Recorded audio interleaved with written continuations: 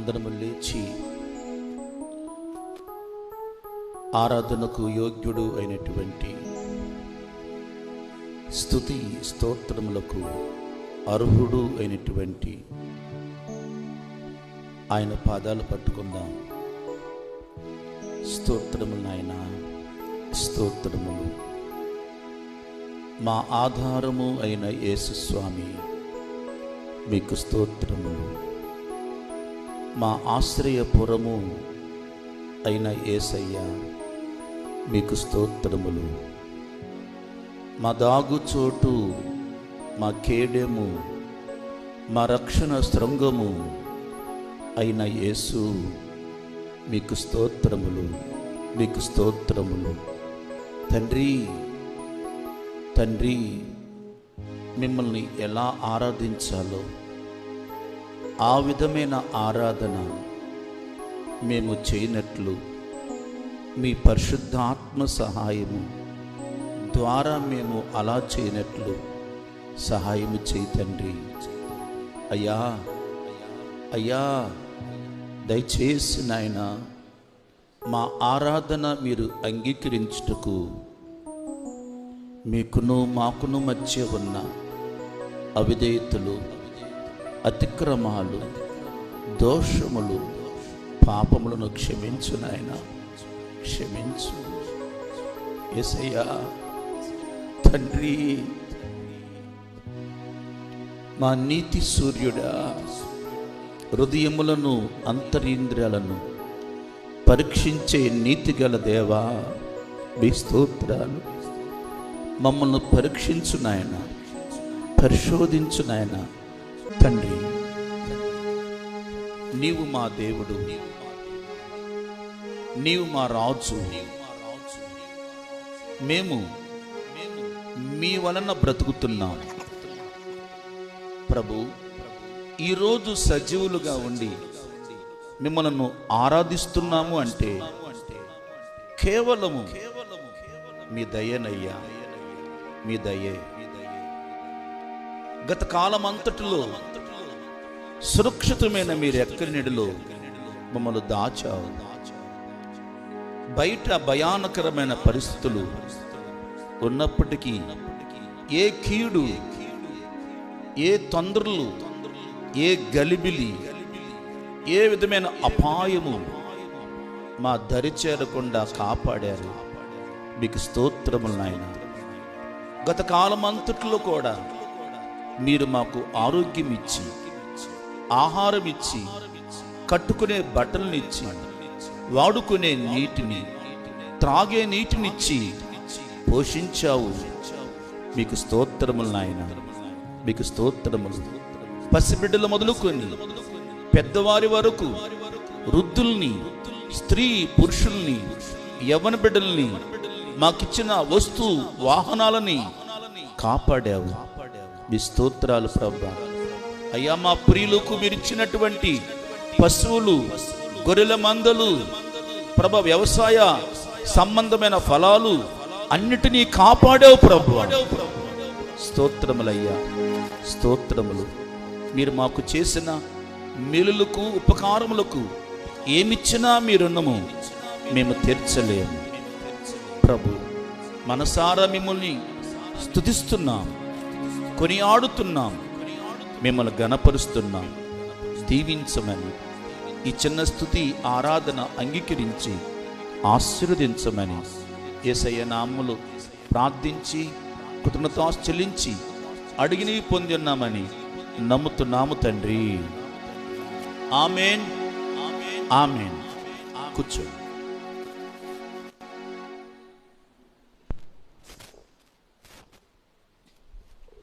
మంచిది. మరొక పర్యాయము దేవుని పాదాలు పట్టుకోవటానికి ప్రభు మనకు అవకాశం ఇచ్చారు. మరొక ఆరాధనలో ఇలాగ మనం పాల్గొనటానికి ప్రభు దయ చూపించారు. అందును బట్టి దేవునికి వందనాలు చెల్లిస్తున్నాను. ఈ రెండవ ఆరాధనలో పాల్గొన్న మీ అందరికీ ప్రభు పేట వందనాలు. ప్రభు మిమ్మల్ని దీవించునుగాక. ఆమేన్, మంచిది. ఈరోజు వ్యర్థమైనది, వ్యర్థము కానిది అవేంటో తెలుసుకున్నాం. ఏది వ్యర్థమైనది, ఏది వ్యర్థము కానిది. ఈ భూమి మీద మనము జీవిస్తున్నప్పుడు వ్యర్థమైనది ఏదో, వ్యర్థము కానిది ఏదో మనము తెలుసుకోవటము చాలా అవసరము. దాని అర్థము, ఏది నీకు, నీ కుటుంబానికి, నీ ఆత్మీయ జీవితానికి ప్రయోజనకరమైనది, ఏది నీకు, నీ కుటుంబానికి, నీ ఆత్మీయతకు ప్రయోజనకరము కాదో దానిని వదిలివేయటం నేర్చుకోవాలి. వ్యర్థమైన దాన్ని పట్టుకొని మనం వ్యర్థమైపోయే కంటే ఆ వ్యర్థమైన దానిని వదిలివేసి మనలను వ్యర్థము కాకుండా చేసేదాన్ని పట్టుకొని మన జీవితాన్ని ఆశ్రదకరంగా చేసుకోవటం మంచిది. కనుక దయచేసి ఈ చిన్న వర్తమానాన్ని క్లుప్తంగా చెప్తాను. ఏది వ్యర్థమైనది, ఏది వ్యర్థము కానిది అనేది మనం తెలుసుకున్నాం. ఎందుకంటే ప్రభువారు ఉద్దేశం ఏమిటంటే, ఒక పర్యాయము ప్రభులు వారు ఆహారం పెట్టాడు. ఆ 5,000 మందికి ఆహారం పెట్టాడు. పెట్టిన తర్వాత వాస్తవంగా అప్పటికి వాళ్ళకి ఆకలిగా ఉంది. అన్నం తిన్నారు, కడుపు నిండా తిన్నారు. తిని ఆ మొక్కలన్నీ పడేసేసారు కింద. అప్పటి వరకు ఆకలిగా ఉన్నారు, ఆహారం లేదు. యేసు ప్రభువారు వాళ్ళ దగ్గర ఉన్నటువంటి 5 రొట్టెల్ని, ఆ చిన్నవాడి దగ్గర ఉన్నటువంటి 5 రొట్టెల్ని 2 చేపలను తీసుకొని వాటిని ఆశీర్వదించి విరిచి వారికి పంచిపెట్టాడు. వాళ్ళు తిన్నారు తృప్తిగా. తినటంతో పాటు చాలా కింద పడేశారు. పరిశుద్ధ గ్రంథంలో చూస్తే వారు పడేసిన మొక్కల్ని యేసు ప్రభువారు అన్నాడు, వాటిని వ్యర్థం చేయకుండా లేక వాటిని నష్టపరచకుండా గంపలకి ఎత్తండి అన్నాడు. చూడండి, ఆహారం లేకపోతే ఆహారం పెట్టాడు. అయ్యో, ఈ ఆహారం కొరకే కదా మనము 2-3 రోజుల నుంచి ఆకలితో ఉన్నాము. ఇప్పుడు ఆహారం దొరికింది కాబట్టి దొరికిన ఈ ఆహారాన్ని వ్యర్థం చేయకుండా తిందాము అనేది లేదు. తినటం పడేయటం. ఒకసారి వేరే కంట్రీ అనుకుంటాను, అక్కడికి హోటల్కి మన ఇండియా నుంచి ఒక ఆయన వెళ్ళాడంట. వెళ్ళి ఏదో ఆర్డర్ ఇచ్చాడు. ఆయనకు కావాల్సింది ఆర్డర్ ఇచ్చాడు. ఇచ్చిన తర్వాత వాళ్ళు తీసుకొచ్చారు. తిన్నాడు. సగం ఎంత మిగిలిపోయింది. పడేస్తున్నాడంట. అప్పుడు అక్కడ సర్వ్ చేసేటువంటి వ్యక్తి అన్నాడంట, మీరెందుకు దాన్ని పడేస్తున్నారు అన్నాడంట. మనోడు కొంచెం డ్రింక్ చేసి ఉన్నట్టున్నాడు కావాలి. నా ఇష్టం, నా డబ్బులు పెట్టి తెచ్చుకున్నా, నేను తిన్న పడేస్తా, నీకేంటి అన్నాడంట. వెంటనే ఆయన ఫోన్ చేశాడంట ఎవరికో. వాళ్ళు వచ్చారంట. వచ్చి నిన్ను అరెస్ట్ అన్నారంట. అదేంటి, నా డబ్బులు పెట్టి నేను తెచ్చుకొని నేను తిని మిగిలిన ఏం పడేసుకుంటే మీకేంటి అన్నాడంట. వాళ్ళు అన్నారంట, నీవు తిన్నావు, డబ్బులు నీవే, కానీ ఇది తయారు చేయటానికి, ఈ పదార్థం తయారు చేయటానికి కొంత సమయము, కొంత ఖర్చు జరిగింది. నువ్వు ఖర్చు ఇచ్చావు, కానీ అది తిరిగి తయారు చేయాలంటే మళ్ళీ సమయం పట్టిద్ది. ఈ లోపల ఆకలిగా ఉన్న వ్యక్తికి ఆహారం పెట్టడానికి మా దగ్గర ఆహారం వేస్ట్ అయిపోతుంది, కాబట్టి అలా చేయకూడదు మీరు అని చెప్పారంట. అలాగే మన జీవితంలో వ్యర్థం చేయకూడదు. అసలు మన భారతదేశం మన మన భారతదేశం అని అంటడం కాదు కానండి, మనము తిండి దగ్గర ఎంత వ్యర్థం చేస్తామంటే అంత వ్యర్థం చేస్తాం. అసలు ఇస్తరాకు తిన్న తర్వాత చూస్తే మడిస్తే దాంట్లో గోంగూర ఉంటుంది, వంకాయ కూర ఉంటుంది, మొక్కలు ఉంటాయి, పొలా ఉంటుంది. మడతేయటం పడేయటం అంతే. ఎంత ఖర్చు పెట్టుంటారు దాన్ని. నేను ఆ విషయాలు చాలా బాధపడుతూ ఉంటాను. వాకవారిపాలెంలో మందిర ప్రతిష్ఠ జరిగింది. అక్కడ యాటలు కోసారు అని తెలిసిపోయింది జనానికి. ఏం కోసారు? వేటలు కోసారని తెలిసిపోయింది. ఇక చూసుకోండి, పిలిచినోడు రాలేదు, పిల్లల బ్యాచ్ మొత్తం పడ్డారు. ఇక అన్ని మందు బ్యాచ్ మొత్తం వచ్చి పడ్డారు. మేము ప్రార్థన జరుగుతున్నా ఉంది, ఇక్కడ కార్యక్రమాలు బకెట్లు వెళ్ళిపోతున్నాయి, చాలలోకి వెళ్ళిపోతున్నాయి. ఎందుకు? మందాగొచ్చి చాలలో కూర్చొని బకెట్లు పెట్టుకుని అంటున్నారు. ఆ రకం చూడండి అసలు. సరే, తింటే తిన్నారు, బకెట్లు ఆడబోయినాయి. ఆ తర్వాత ఆహారం దగ్గర చాలా ఇబ్బంది ఏర్పడితే నేను ఇంకో పాస్టర్ గారు కొంతమంది కలిసి బఫే సిస్టమ్ పెట్టి ప్రయత్నం చేస్తున్నాం. ఆ తర్వాత మేము ఆహారం అయిపోయింది, కొంతమందికి కనీసం ఒక 20 మందికి భోజనం లేదు.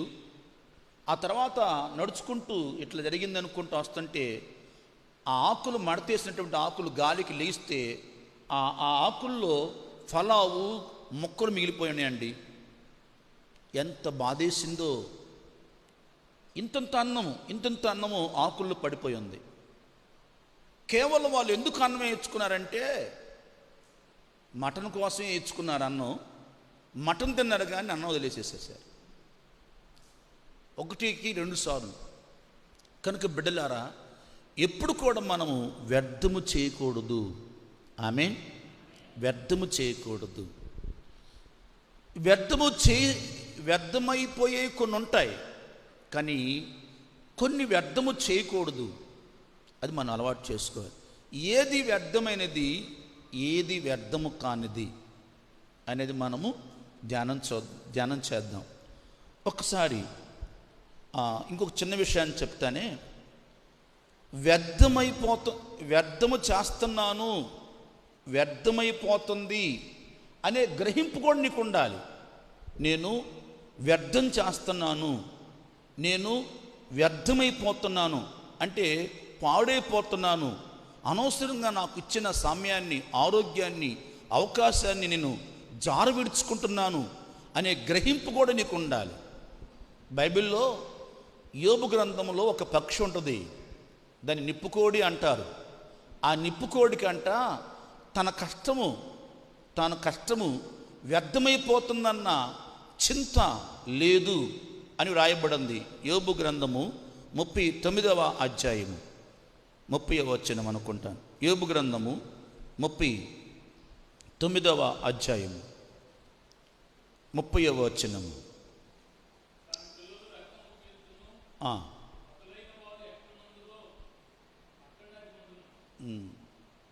అక్కడ కాదు నాన్న, దేవుడి బిడ్డగా మనము చాలా 15వ వచనము 16వ వచనం నాన్న. 39, 15, 16. దేని పాదమైన వాటిని త్రొక్కవచ్చునైనను, అడవి జంతువు వాటిని చితక త్రొక్కవచ్చునని అయినను అనుకొనకయే ఉన్నది. తన పిల్లలు తనవి కానట్టు వాటి ఎడల అది కాఠిన్యము చూపును. దాని కష్టము వ్యర్థమైనను దానికి చింత లేదు. అక్కడ పాడైపోతుంది, తొక్కబడుతుంది ఎవరు? దాని పిల్లలే. అది గుడ్లు పెట్టి పిల్లల్ని ఇచ్చేసింది కదా. మరి ఆ పిల్లలు పాడైపోతుంటే లేక వేరే జంతువులు తొక్కుతుంటే దానికి చింత లేదు. కష్టము వ్యర్థమైపోతుంటే చింత లేదు. ఇప్పుడు రైతు 6 నెలలు పంట పండించుకున్నాడు. ఆ పంట చేలో ఉంది, వర్షము పడుతుంది. ఆ వర్షానికి పంట తడిసిపోయి పాడైపోతుంది అని తెలిస్తే ఆ రైతు ఎంత బాధపడతాడు, ఎంత అల్లాడిపోతాడు. 6 నెలలు కష్టపడి పండించుకున్న పంట తన కళ్ళెదుటే అలా పాడైపోతుంటే ఏ రైతు బాధపడ్డు? అలా పాడైపోతుంటే ఏ రైతు సంతోషంగా ఉండగలడు? కనుక ఎప్పుడు కూడా మనము కొన్ని వ్యర్థమైపోతాయి, కొన్ని వ్యర్థం కాని ఉన్నాయి. నీ జీవితంలో వ్యర్థము కాకుండా చూసుకోవాలి, వ్యర్థం కాకుండా చూసుకోవాలి. ఉదాహరణకి సమయము వ్యర్థమైపోయింది, మళ్ళా వస్తుందా? నీకు రాదు. కనుక జాగ్రత్త. ఈ నిప్పుకోడికి తన కష్టము వ్యర్థమైపోతున్నా కానీ చింత లేదు అనేది మనం అక్కడ చూస్తున్నాం. చూద్దాం బైబిల్ నుంచి. ఒకటి, వ్యర్థమైపోయేది ఏమిటి? వ్యర్థమైపోయేది ఏమిటి? సౌందర్యము. సౌందర్యము వ్యర్థమైపోయిద్ది. బైబిల్లో క్లియర్గా రాయబడిన మాట. సామెతల గ్రంథము 31వ అధ్యాయము 30వ వచనము. సామెతల గ్రంథము 31వ అధ్యాయము 30 వచనము. అందము మోసకరము, అందము మోసకరము, సౌందర్యము వ్యర్థము. చూసారా? సౌందర్యము వ్యర్థము. ఇంకొక మాట కూడా చూద్దాం. ఇర్మియా గ్రంథము 4వ అధ్యాయము 30వ వచనము. ఇర్మియా గ్రంథము 4వ అధ్యాయము 30వ వచనము. దోచుకొనబడిన దానా, నీవేమి చేయుదువు? రక్తవర్ణ వస్త్రములు కట్టుకొని, సువర్ణ భూషణములు ధరించి కాటుకు చేత నీ కన్నులు పెద్దవిగా చేసుకొనుచున్నావే. నిన్ను నీవు అలంకరించుకొనుట వ్యర్థమే. అది చూసారా? సౌందర్యము అలంకారము వ్యర్థము. ఏ వ్యర్థము? సౌందర్యము అలంకరించుకోవటము వ్యర్థము. నేను అంటుంది నీ ముఖానికి పౌడర్ రాసుకోవద్దని కాదు, లేక నువ్వు తలదూకోవద్దని కాదు, నువ్వు జడేసుకోవద్దని కాదు, లేక తలస్నానం చేయొద్దని కాదు. ఇది కాదు. ఇవి శుభ్రత. కానీ మనము శారీరకంగా అలంకారం చేసుకుంటాం. కానీ నువ్వు అలంకారం చేసుకుంటావు అలంకరించుకుంటావు ఎంతసేపు ఉండదు అలంకారం? అసలు బయట రావాల్సిందే కదా. కనుక అలంకారము సౌందర్యము వ్యర్థము. ఎందుకంటే ఎక్కువ చెప్తే మీరు బాధపడతారేమో, చెప్పొచ్చు డీప్గా, కానీ అది అనవసరము. కానీ వ్యర్థమేం చెబుతున్నాను. సౌందర్యము వ్యర్థము, అలంకారము వ్యర్థము. అది గుర్తుపెట్టుకోండి. ఒక ఆవిడ సినిమా యాక్టరు, ఆవిడ బాగా చాలా చక్కగా ఉంటుంది, మంచి అలంకరించుకుంటుంది. అమెరికాలో నిజంగా జరిగిన సంఘటన ఇది. చాలా సౌందర్యంగా ఉంటుంది, చాలా ఫేమస్ కూడా ఆవిడ. అయితే ఆవిడకంట అద్దంలో చూసుకుందంట. అద్దంలో చూసుకుంటే చర్మం ఎక్కడో చిన్న మడతలు పడుతున్నట్టు కనిపిస్తుందంట. చర్మము మడతలు పడుతున్నట్టు కనిపిస్తుందంట. ఎందుకంటే ఆ వయసు పెరుగుతుంది, మంచి యాక్టరు, మంచి సౌందర్యవంతురాలు. కానీ ఆ అద్దంలో చూసుకున్నప్పుడు చర్మము మడతలు పడుతున్నట్టుగా తెలిసి ఆ రాత్రి ఆత్మహత్య చేసుకుంది. చాలా కాలము ఎందుకు ఆత్మహత్య చేసుకుందో ఎవరికి తెలియలా, అర్థం కాల. ఆ తర్వాత తేలినటువంటి విషయం ఏంటి అంటే, ఆమె నా అందము ఇదైపోతుంది కాబట్టి అలాగ నేను నా అందము ఇదైపోయి నేను మరుగుపడే కంటే ఇలాగ చనిపోతే గుర్తుంచుకుంటారు ప్రజలు అని చనిపోయిందంట ఆవిడ. చూడండి, తన అందము, తన ముఖము మీద ఉన్నటువంటి చర్మము ముడతలు పడుతున్నాయని ఆమె ఆత్మహత్య చేసుకుంది. అయినా చర్మం ముడతలు పడకుండా ఉంటుందా? పళ్ళు ఓడకుండా ఉంటాయా? నువ్వు కర్ర పట్టుకోకుండా నడకుండా ఉంటావా? లేకపోతే ఎవరైనా సహాయం లేకుండా పెద్ద అయిన తర్వాత నడకుండా ఉంటావా? ఏంటది?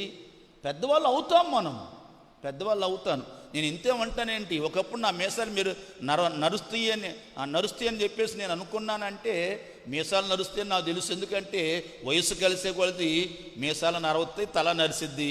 నరవకుండా ఎక్కడికి వెళ్తాయి? అంత మాత్రాన మనము ఈ సౌందర్యం పోతుందని బాధపడకూడదు. అది వ్యర్థమైపోయేదే. ఆ అలంకారం వ్యర్థమైపోయేదే. కనుక ఆ అలంకారము సౌందర్యము వ్యర్థమైపోతుంది. రెండవది వ్యర్థమయ్యేది ఏమిటి? ఆచారాలు, అనవసరమైన వ్యర్థమైన ఆచారాలు. ఇర్మియా గ్రంథము 10వ అధ్యాయము 3వ వచనము. ఇర్మియా గ్రంథము 10వ అధ్యాయము 3వ వచనం. జనముల ఆచారములు వ్యర్థములు. జనముల ఆచారములు వ్యర్థములు. ఆచారములు వ్యర్థమైపోతాయి. ఆచారాలు పట్టుకొని ఊగులాడితే, లేక ఆచారాల కోసము నీవు ఆచారాలు పట్టుకొని ఇదవుతూ ఉంటే అవి వ్యర్థమైపోతాయి. ఆచారాలు కాదు కావాల్సింది. ఆచారాలు పట్టుకొని మనము అది ఇది అనకూడదు. కనుక ఆచారములు వ్యర్థమైపోతాయి. గుర్తుపెట్టుకోండి. అందము అలంకారము వ్యర్థమైపోయింది. ఆచారాలు చాలా ఇది ఇప్పుడు దేవుడు మహాదేవన్న ఆచారాలు చాలా వరకు తగ్గుతున్నాయి. కానీ ఇప్పుడు మనం నేర్చుకోవాల్సిన పాఠం ఏంటంటే ఆచారాలు కాదు ప్రాముఖ్యము, ఆత్మ సంబంధమైన ఆరాధన ప్రాముఖ్యమైంది. ఆమేన్. ఆచారాలు కాదు, అలవాటు కాదు, అలవాటు ఆరాధన కాదు, ఆచారంతో కూడిన ఆరాధన కాదు, అది వ్యర్థమైపోయింది. ఆత్మతో కూడిన ఆరాధన ప్రాముఖ్యమైంది. ఆమేన్. హల్లెలూయా. దేవుడు కోరుకునే ఆరాధన, అది మనం నేర్చుకోవాలి. మూడవది వ్యర్థమైపోయేది. మూడవది వ్యర్థమైన మాటలు. అనవసరంగా నువ్వు ఎన్ని మాటలు మాట్లాడినా అవన్నీ వ్యర్థమైనటువంటి మాటలు. జకర్యా గ్రంథము లేక మత్తయి సువార్త 6వ అధ్యాయము 7వ వచనము. జకర్యా గ్రంథము 10వ అధ్యాయము 2వ వచనంలో ఉంటుంది. అయితే మనం ఇది చదువుదాం. మత్తయి సువార్త 6:7 చదువుదాం. మరియు మీరు ప్రార్థన చేయనప్పుడు అన్యజనుల వలె వ్యర్థమైన మాటలు వద్దు. అవి వ్యర్థమైపోతాయి. నువ్వు ప్రార్థనలో కూర్చొని ఎన్నెన్నో వ్యర్థమైన మాటలు మాట్లాడటం వల్ల ఉపయోగం ఏంటంటే, ఏమైంది ఆ ప్రార్థన అంటే వ్యర్థమైపోయింది. ఎందుకని? ఆ ప్రార్థన చేసావు కానీ ఆ ప్రార్థనలో మాటలన్నీ వ్యర్థమే, అనవసరమైన మాటలు. అదే ఆయన చేశాడు కదా. ఎవరైనా లోపల ఉన్నటువంటి ఆయన, బయట ఉన్నటువంటి ఆయన. బయట ఉన్నటువంటి ఆయన ఏమో రెండు మాటలు మాట్లాడాడు, దేవా పాపిని నన్ను కరుణించని. లోపల ఉన్నటువంటి ఆయన పెద్ద ప్రార్థన చేశాడు. ఏమని ప్రార్థన చేశాడు? వాళ్ళంటోడు కాదు, వీళ్ళంటోడు కాదు, నేను వ్యభిచారిని కాదు, నేను దొంగను కాదు, అది కాదు, ఇది కాదు అని చెప్పి అన్నాడు. చివరికి అన్నాడు, నువ్వేంటో దేవుడు అన్నాడు, నువ్వేంటో నాకు తెలుసులేరా అని అన్నాడు. అంటే దాని అర్థం ఏంటంటే ఆయన ప్రార్థన దేవుడు వినలేదు. కనుక వ్యర్థము అయిపోయేవి వ్యర్థమైన మాటలు. ఎప్పుడు కూడా నోటితో అనవసరమైన మాటలు మనము మాట్లాడకూడదు, వ్యర్థమైన మాటలు మాట్లాడకూడదు. అవి కూడా వ్యర్థమైపోతాయి. మూడవది అది. నాలుగవది వ్యర్థమైనటువంటిది. నాలుగవది తర్కములు వ్యర్థమైపోతాయి. చూడండి ఒకసారి తీతు పత్రిక 3వ అధ్యాయము 9వ వచనము. తీతు పత్రిక 3వ అధ్యాయము 9వ వచనము.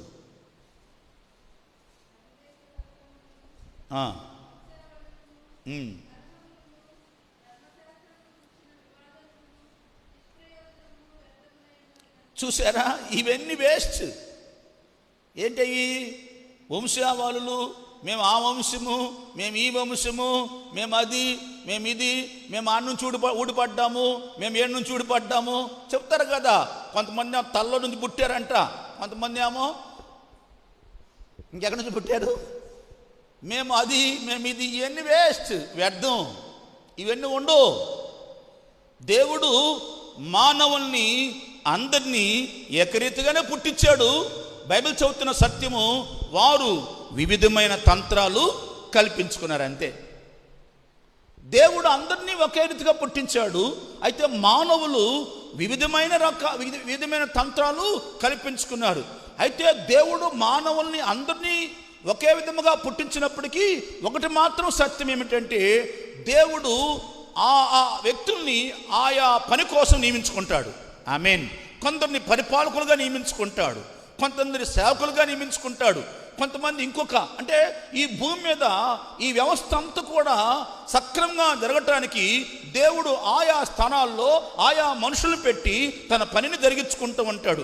అంతేగాని తల్ల నుంచి ఊడిపడ్డాము, కాళ్ళ నుంచి ఊడిపడ్డాము, భుజాల నుంచి ఊడిపడ్డాము, ఇది వేస్ట్. ఈ మాటలు వేస్ట్ కదా. కనుక అవివేక తర్కాలు, వంశావళులు, అది ఇది అనేది అవన్నీ కూడా వ్యర్థము. అది 4వది. 5వది వ్యర్థమైనటువంటిది ఎప్పుడు గుర్తుపెట్టుకోండి.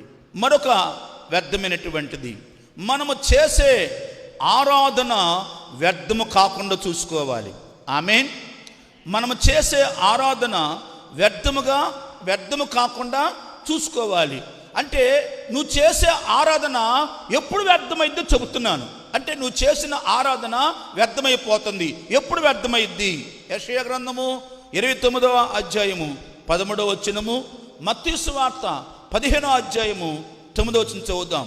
మత్తయి సువార్త 15వ అధ్యాయము 9వ వచనం చదువుదాం. ముందు, ఈ ప్రజలు తమ పెదవులతో నన్ను గనపరచుదురు గాని, ఈ ప్రజలు తమ పెదవులతో నన్ను గనపరచుదురు గాని వారి హృదయము నాకు దూరముగా ఉన్నది. వారి హృదయము నాకు దూరముగా ఉన్నది. మనుషులు కల్పించిన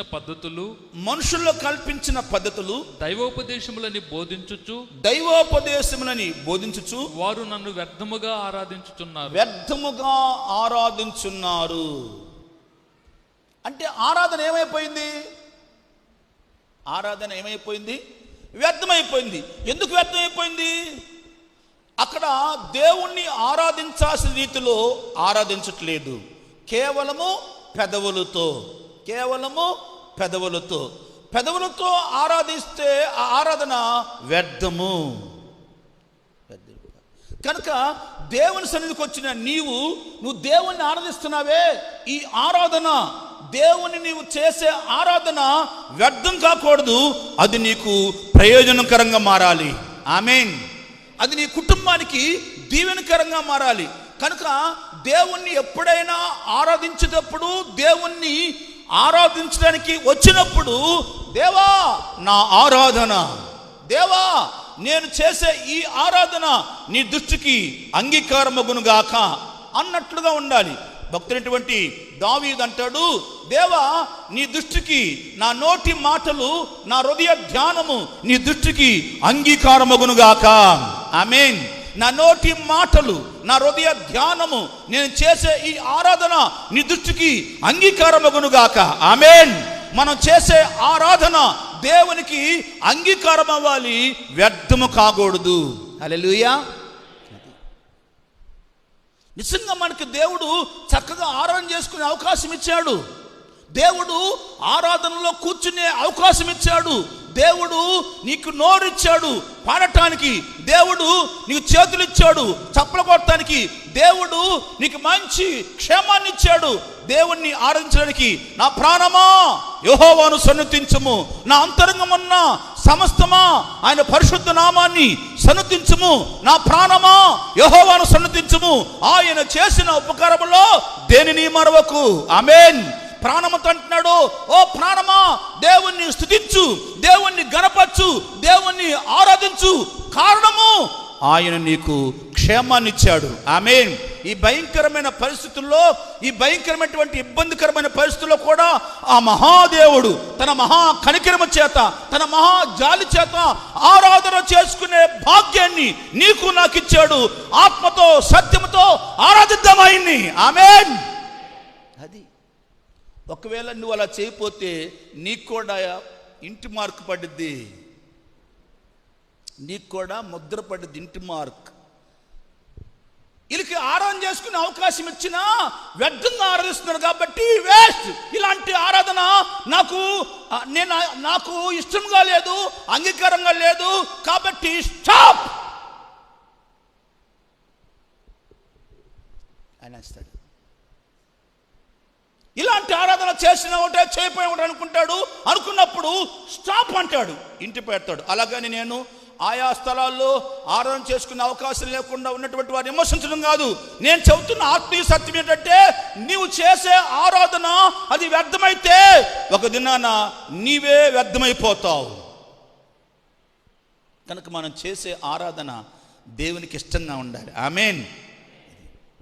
ఎప్పుడు కూడా ఆరాధన వ్యర్థమైపోకూడదు. ఏమో ఈ ఆరాధన చేస్తున్నప్పుడు, ఇలా ఆరాధిస్తున్నప్పుడు ఆయన బలమైన హస్తము చాపబడితే ఎంతమంది మేలు పొందుకుంటారు. ఇలా మనము దేవుణ్ణి ఆరాధిస్తున్నప్పుడు, దేవుని కీర్తిస్తున్నప్పుడు ఆయన బాహు చాపితే ఎంతమంది స్వస్థత పొందుకుంటారు. దెయ్యాలు పారిపోతాయి, రోగాలు విడిచిపోతాయి. దేవుని బలమైన సన్నిధిలో ఆనందిస్తావు. చింత, దిగులు, భయము, కలవరాలు వెళ్ళిపోతాయి. దేవుని నామములో ధైర్యం పొందుకుంటావు. ఆరాధనలో ఉన్న గొప్ప భాగ్యం అది, ఆరాధనలో ఉన్న శ్రేష్టత అది తెలుసా. ఒకవేళ నువ్వు భయంతో కూర్చున్నావు, మనం ఆత్మతో దేవుడికి ఇష్టమైన ఆరాధన చేస్తుంటే ఆ దేవాది దేవుడు ఈ స్థలములో సంచరిస్తున్నప్పుడు, ఆయన సంచరిస్తున్న స్థలము కంపిస్తున్నప్పుడు, ఆ దైవ ప్రసన్నతలో మనం ఉన్నప్పుడు, ఆ దైవ ప్రసన్నత మనల్ని ఆవరిస్తున్నప్పుడు, బలమైన ఆయన సన్నిధి మనం అనిపిస్తున్నప్పుడు ప్రతి విధమైనటువంటి సాతాను కట్లు తెగిపోతాయి. అంతే, అవి పని చేయు. అది ఏదైనా సరే, అది వ్యాధి, సాతాను కలిగించిన వ్యాధి అయినా, కలవరాయినైనా, చింతలైనా, ఏమైనా సరే యేసు నామములో బయటికి పోవాల్సిందే. ఆమేన్. అది బలమైన నామము, అది శక్తిగల నామము, అది అన్ని నామాల కంటే పై నామము. ఆ నామముతో చాటైన నామము, ఆ నామముతో సరిపోల్చుకున్న నామము మరొకటి లేదు. ఆ నామము అన్ని నామాల కంటే పై నామం అది. ఆమేన్. మోస్ట్ హై గాడ్, చాలా సర్వోన్నతుడైన అట్లాంటి దేవుని మనం ఆరాధన చేస్తున్నాం. కనుక బిడ్డలారా, ఆరాధన వ్యర్థమైన ఆరాధన చేయకూడదు. నువ్వు దేవుని ఆరాధనకు వచ్చినప్పుడు మనస్పూర్వకంగా ఆత్మతో, సత్యంతో. చూడండి, మీరు పిల్లల్ని తీసుకొస్తారు కదా, చిన్నపిల్లల్ని తీసుకొస్తున్నప్పుడు వాళ్ళు ఏం ఆరాధన చేస్తారు? కొంచెం కూర్చుంటారు, కొంచెం బయటికి వెళ్తారు, కొంచెం గంతులేస్తారు, కొంచెం తిరుగుతారు, కొంచెం తిరుగుతూ ఉంటారు. మనం ఆరాధన చేయడానికి వచ్చాము, మందిరంలోకి వచ్చాము, దేవుని ఆరాధన చేయాలని మనసు వాళ్ళకు ఉండదు. పిల్ల చేష్టలు అవి. నువ్వు అలా ఉండకూడదు, అలా చేయకూడదు. దేవుని ఆత్మతోనే ఆరాధన చేయాలి. ఆమేన్. హల్లెలూయా. కనుక ఆరాధన వ్యర్థం కాకుండా చూసుకోవాలి. అది వ్యర్థమైన ఆరాధన అనేటువంటిది మనం చూస్తున్నాం. అది 5వదా 4వదా అండి? 5వది. 6వది చెప్తున్నాను. ఈ వ్యర్థమైన దాన్ని ఆపేస్తానిక. 6వది నైవేద్యము. మానవులైనటువంటి వారు, ఒకసారి ఈ మాటను చూద్దాం. మనము దేవునికి అర్పించే అర్పణ, ఆ నైవేద్యము, ఆ అర్పణ వ్యర్థమైనదిగా ఉండకూడదు, వ్యర్థమై పోకూడదు అనేది మనం తెలుసుకోవాలి. అంటే దేవునికి నువ్వు నైవేద్యం పెట్టావు, దేవునికి నువ్వు అర్పణిచ్చావు, దేవునికి నువ్వు కానుకిచ్చావు, కానీ అదేం కాకూడదు? వ్యర్థం కాకూడదు. అది వ్యర్థమైపోయింది అనుకో, నువ్వు పెట్టిన ఖర్చు అంతా వేస్ట్, నువ్వు ఇచ్చిన అర్పణ అంతా వేస్ట్. దేవునికి ఇష్టం కానిటువంటి నైవేద్యం అది.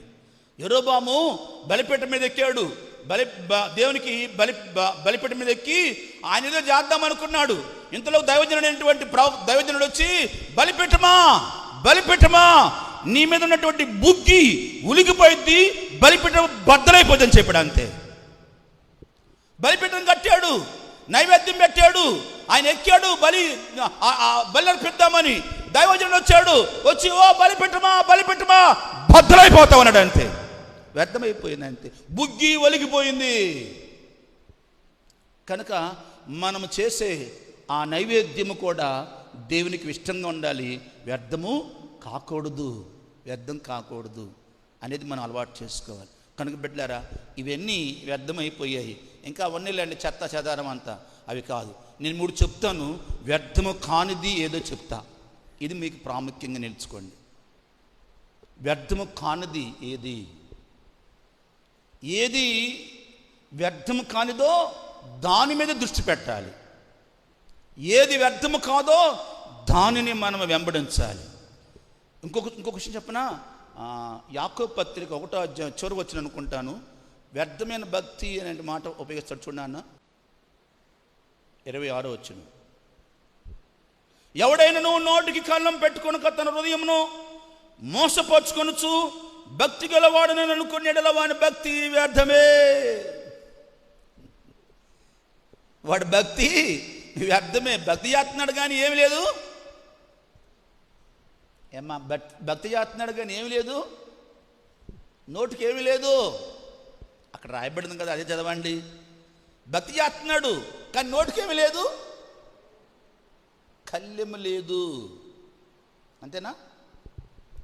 ఎవడైనను నోటికి కళ్ళెము పెట్టుకొనక తన హృదయమును మోసపోర్చుకొనుచు భక్తి గలవాడనని అనుకునేలా వాని భక్తి వ్యర్థమే. వీడు భక్తి చేస్తున్నాడు అనుకున్నాడు కానీ ఏం లేదు, నోటికి కళ్ళెము లేదు. అనగా అదే నోటితో బాగా దేవా స్తోత్రం స్తోత్రం అంటాడు, అదే నోటితో ఏమొచ్చింది నీకు, ఏం పోయే కల వచ్చింది అంటాడు. చూసారా? అదే నోటితోనేమో దేవా స్తోత్రం స్తోత్రం అంటాడు, అదే నోటితో ఆ బకాయినో ఎవరినో ఏమొచ్చిందిరా, ఏం పోయే కల వచ్చింది, నువ్వు జావా అంటాడు.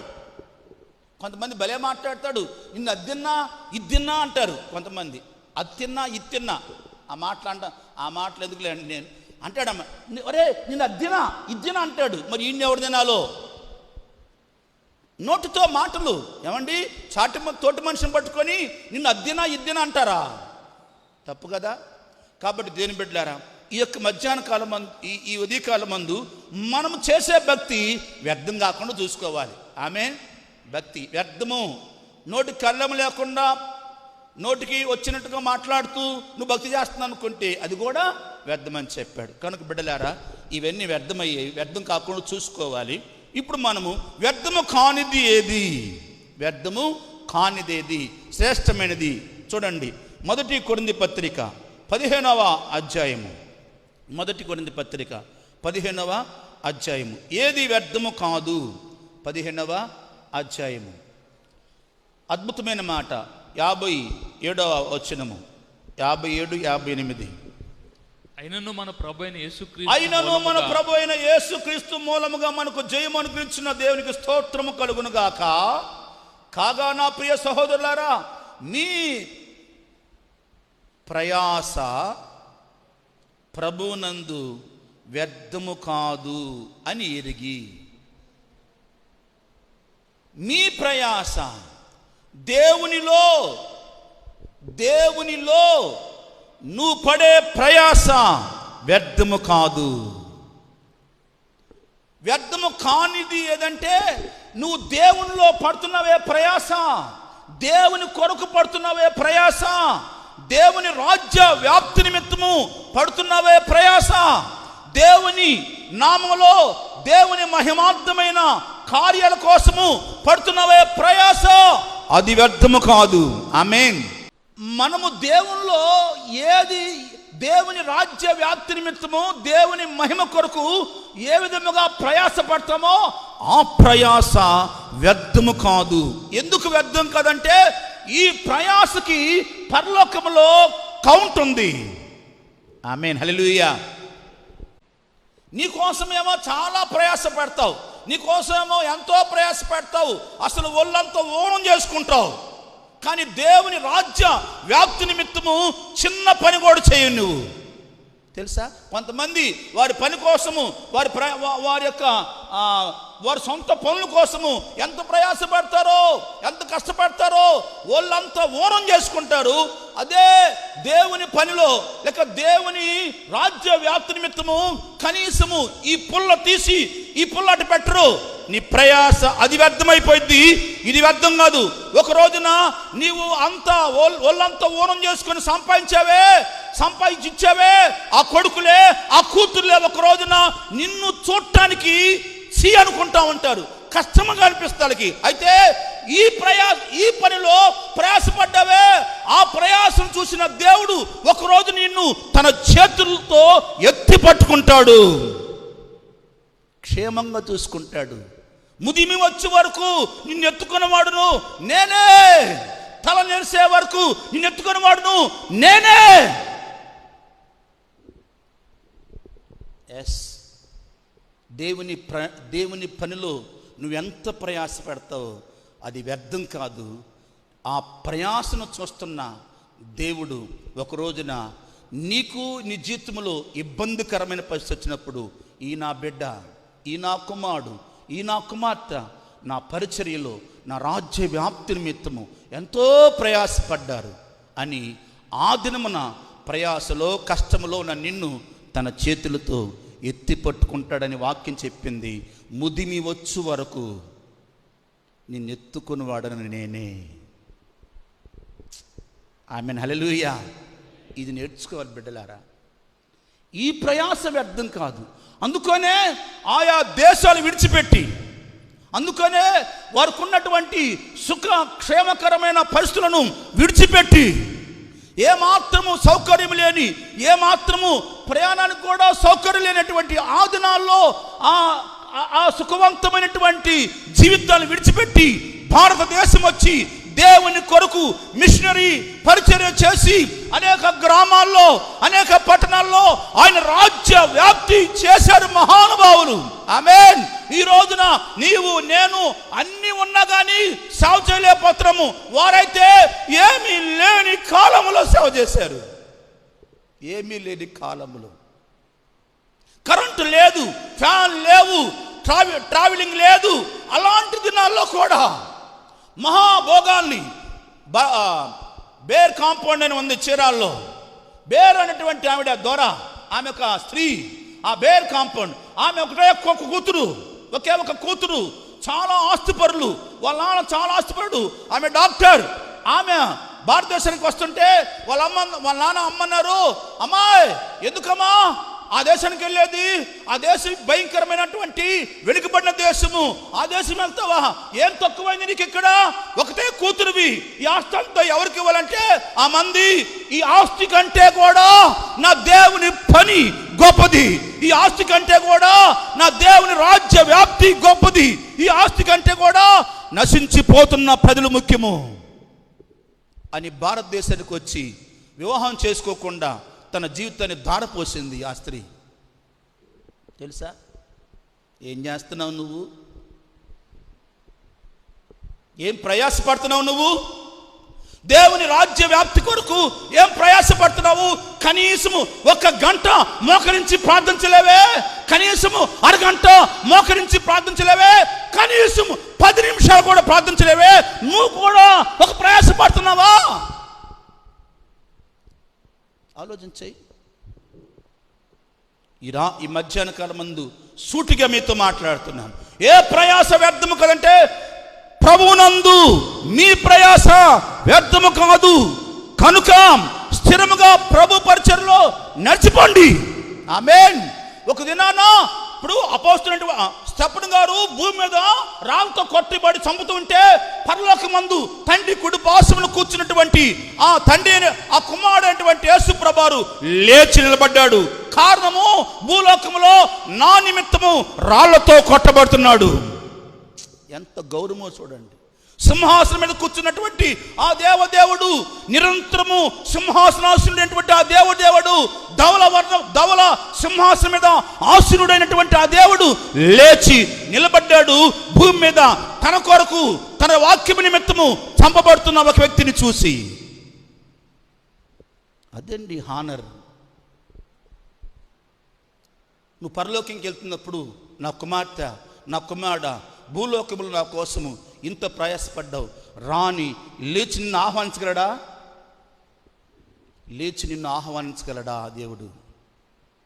ఏం ఖర్చు పెట్టావు? ఏం చేస్తున్నావు? ప్రయాసపడుతున్నావు కనుక బిడ్డలారా, ఒకటి మనస్పూర్వకంగా అడుగుతున్నాను, దేవుని కొరకు అవకాశం ఉన్నప్పుడు ప్రయాసపడండి. నువ్వేం చేయగలవో దాన్నే చెయ్యి. ఏమి చేయగలవో దాన్నే చెయ్యి. నువ్వు చేయలేదు దాన్ని నేను చేయమని చెప్పట్లా.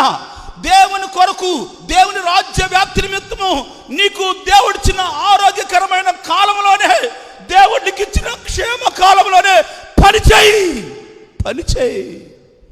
దేవుడు బహుమానం ఇస్తాడు. పని చేయి, దేవుడు బహుమానం ఇస్తాడు. దేవుని రాజ్య వ్యాప్తి నిమిత్తము ఆత్మల సంపాదన కొరకు నశించి నరకానికి ఈడ్చబడుతున్న వారి కొరకు, సాతాను బందీ గృహాల్లో ఉన్న వారి కొరకు పరిచయి. ఎన్ని కుటుంబాలు, ఎంతమంది భయంకరమైన వ్యసనాలకు లోనైపోయి సాతాను వల్ల మోసగించబడి ఈడ్చబడుతున్నారు.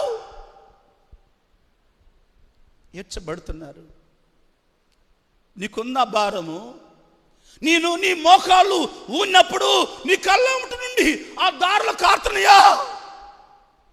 ఆ వేదన, రోదన, ఆ హృదయంలో ఉన్నటువంటి బాధ ఉందా నీకు? ఎప్పుడు పని చేస్తావు? ఎప్పుడు ప్రయాసపడతావు? కాళ్ళంతా పట్టుకుపోయి నడవలేక ఇబ్బంది ఉన్నప్పుడు, ప్రభువా ఇప్పుడు కనుక బాగు చేస్తే చేస్తావు. నీ మోకం ఏం చేసేది? అప్పుడు చేయలేవు. ఇప్పుడు చేయలేంది అప్పుడు చేయలేవు.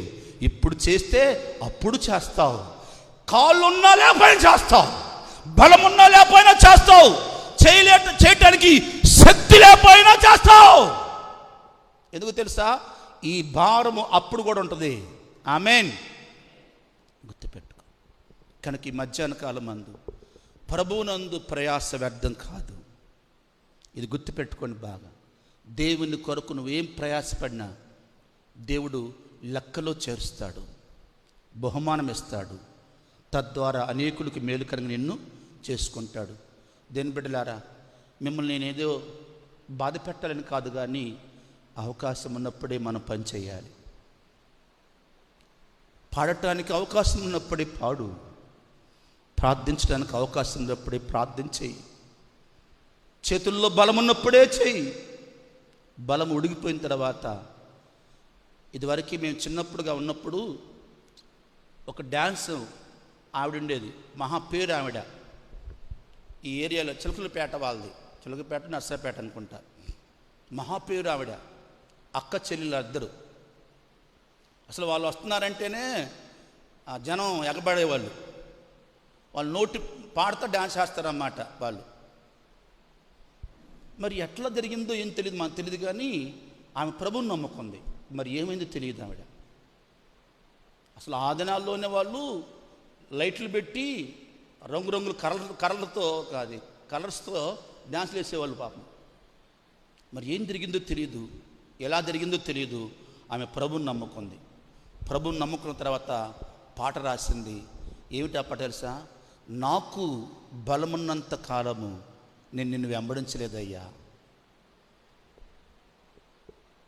నేను నిన్ను వెంబడించలా, బలమంతా ఉడిగిపోయింది, ఇప్పుడు చేయాలనుకుంటున్నాను. నాకు దృష్టినంత కాలము నా దృష్టి చెడ్డగా ఉందయ్యా, ఇప్పుడు దృష్టి కోల్పోయే పరిస్థితి వచ్చింది, ఇప్పుడు నాకు అనిపిస్తుంది చేయాలని అని రాసింది ఆ పాట. పాడింది ఆవిడే పాడింది. కనుక బిడ్డలారా, ప్రభునామంలో చేయబడే పనిని, ఆ ప్రయాస ఎప్పుడు వ్యర్థం కాదు. ప్రభు కొరకు ఏదైనా చేయి. అలా చేయటం అలవాటు నేర్చుకో.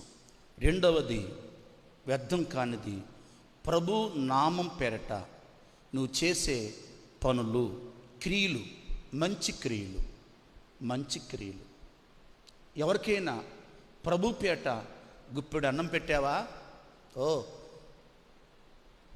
అది వ్యర్థం కాదు. గుక్కెడు నీళ్ళు ఇచ్చావా, వ్యర్థం కాదు. అంటే ప్రభు పనిలో ఉండేవారికి నువ్వు పని సహాయం చేస్తావే, సహాయపడతావే, అది వ్యర్థం కాదు. అది ఎప్పుడు కూడా వ్యర్థం కాదు. ఏ సేవకుడికైనా, ఏ సేవలో అయినా నీవు పని చేస్తా, ఏదైనా చిన్న సహాయం చేస్తావే, అది ఎప్పుడూ వ్యర్థం కాదు. అవేమంటారంటే, దేవుని నామపేట నువ్వు చేసే క్రియలు వ్యర్థం కావు, ఆ పనులు వ్యర్థం కావు, అవి గౌరవించబడతాయి. కనుక వ్యర్థం కాని ఆత్మీయతలో జీవిద్దాము. ప్రభు కొరకు ఏదైనా చేద్దాం. చేస్తారా? కనుక బిడ్డలారా, ప్రభు కొరకు ప్రయాసపడతారే, అది వ్యర్థం కాదు. ఒక మాట ప్రభుని అడుగు, ప్రభువా నాకు చాలా అవకాశం ఇచ్చావు, ఆరోగ్యం ఇచ్చావు, నన్ను దీవించావు, నాకెన్నో మేలు చేశావు అయ్యా. వ్యర్థమయ్యిపోయే వాటి కోసం కాక వ్యర్థము కానిది మీ యొక్క ఎన్నికలో ఉండే దానికోసము నన్ను జీవింపచేయనైనా. ఇంకా ప్రయాసపడడానికి, ఇంకా మీ సేవలో ప్రయాసపడడానికి నాకు బలం ఉన్నప్పుడే, నాకు అవకాశం ఉన్నప్పుడే, నాకు ఆరోగ్యం ఉన్నప్పుడే, నాకు క్షేమం ఉన్నప్పుడే నీ కొరకు ఇంకా పని చేయనివా.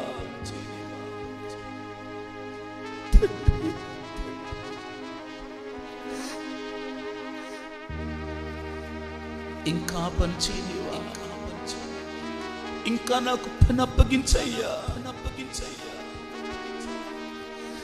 ఇంకా పని అప్పగించయ్యా, ఇంకా పని అప్పగించు. నన్ను ఖాళీగా ఉంచొద్దయ్యా, నన్ను ఖాళీగా ఉంచొద్దు.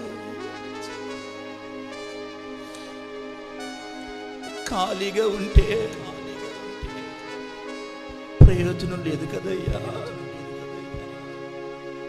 ప్రభు, మీ చిత్తానుసారంగా ప్రయాసపడుట, వ్యర్థము కాని ప్రయాస, మీ రాజ్య వ్యాప్తి నిమిత్తమైన ప్రయాస మాకు నేర్పించవా. ప్రియులారా, ప్రభునందు మీ ప్రయాస వ్యర్థము కాదు, వ్యర్థము కాదు.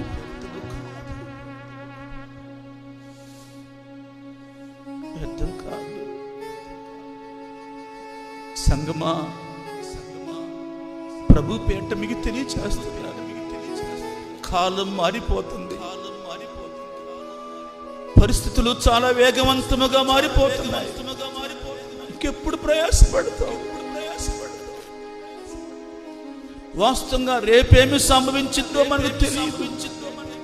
మనం ఎవరు ఊహించాము ఇలాంటి పరిస్థితులు దాపరుస్తాయని?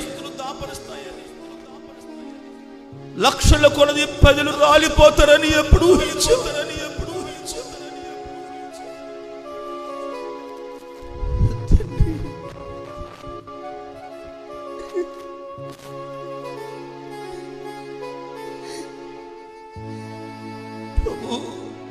మీ కొరకు ప్రయాసపడని నాకు మాకు పని అప్పగించయ్యా, పని అప్పగించు.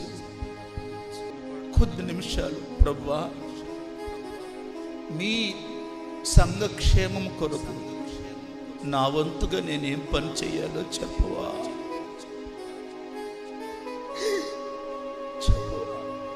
ప్రభు పని చేయకుండా, ప్రభు రాజ్య వ్యాప్తి నిమిత్తము ప్రయాసపడకుండా రాత్రి బగళ్ళు నీ సొంత ప్రయాస,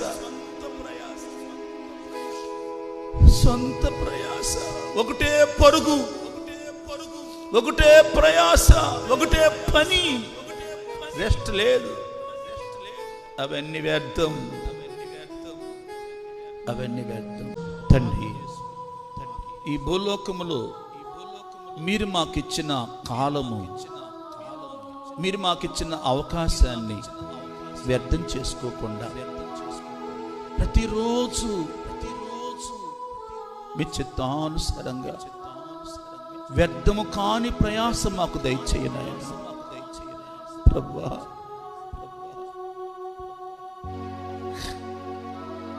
మమ్మల్ని వాడుకో తండ్రి. ఈ మట్టి గట్టాలలో మీ మహిమైశ్వర్యాన్ని పెట్టి వాడుకోయ్యా.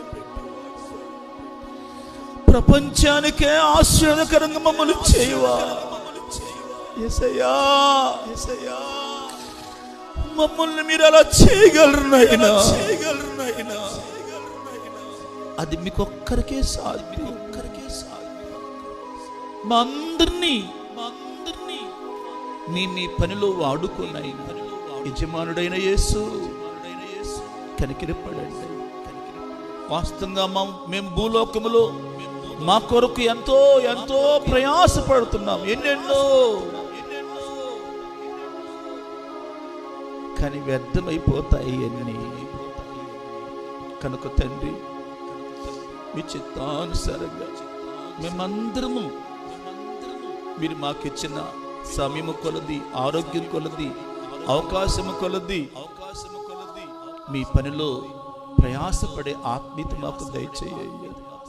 బలమున్నప్పుడే, అవకాశం ఉన్నప్పుడే, చేయగలిగినప్పుడే చేసే ఆత్మీయత మాకు దయచేయమని, మహిమ పొందుకున్నాను.